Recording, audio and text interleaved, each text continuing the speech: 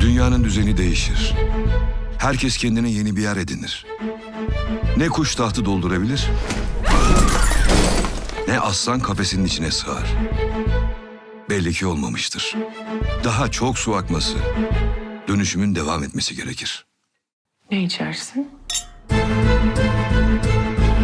Sonsuzluğu yakalayabilen, ne olursa olsun hep kral kalacaktır. 5, 4, Son bir kavgadır bu. 3, 2, Şu seyircime bir yakından bakayım. 1. Başlıyoruz.